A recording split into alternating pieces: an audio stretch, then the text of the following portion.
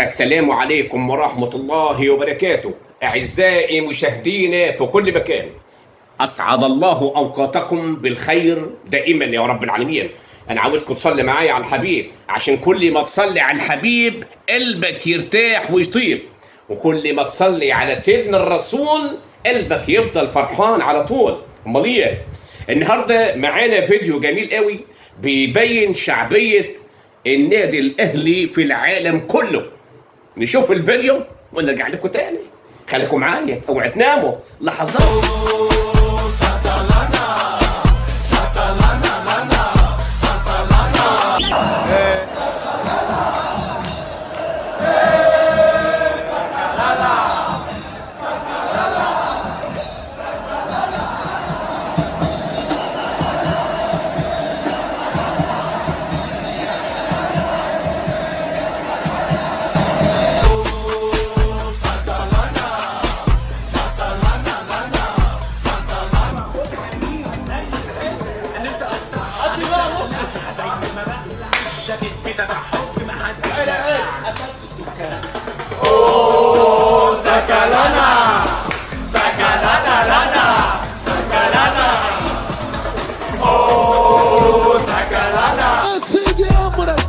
يا الأهلي أمرك، يا سيدي أمرك، يا الأهلي أمرك، أمرك يا سيدي.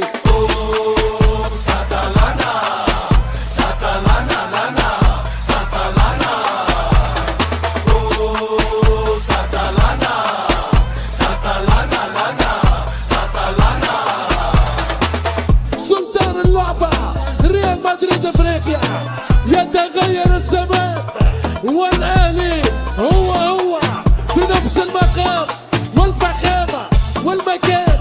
كبير افريقيا، بابا القارة، سلطان يا ناس، سلطان.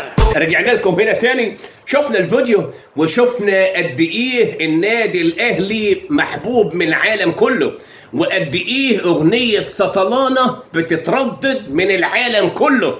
استراليا، امريكا، قطر، جوهانسبرج، الولايات المتحده، كل العالم.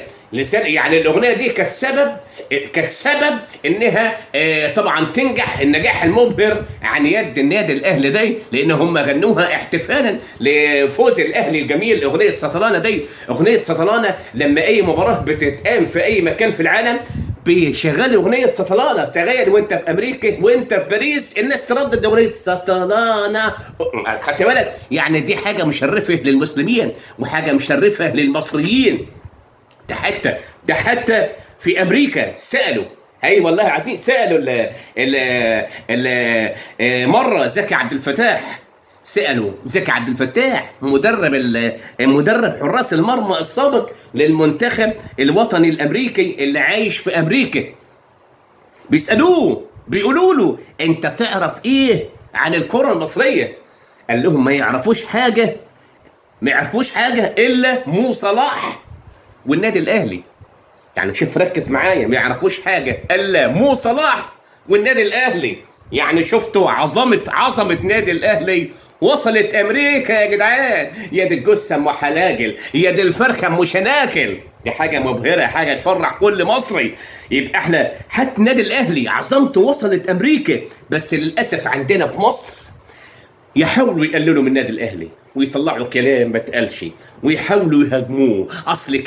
اصل الناس مع الاهلي مش عارف ايه، الرشاوي، الكلام والمبررات اللي مالوش اي نتيجه.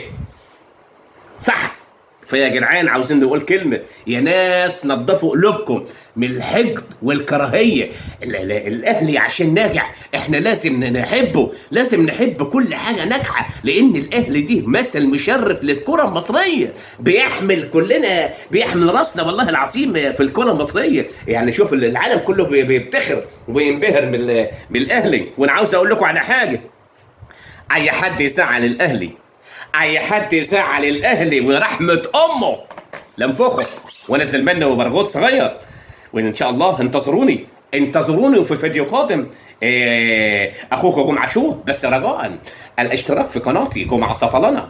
الرجاء اشتراك في جمعه سطلانه. والسلام ختام، وليس ما بيننا ختام يا ناس يا عسل.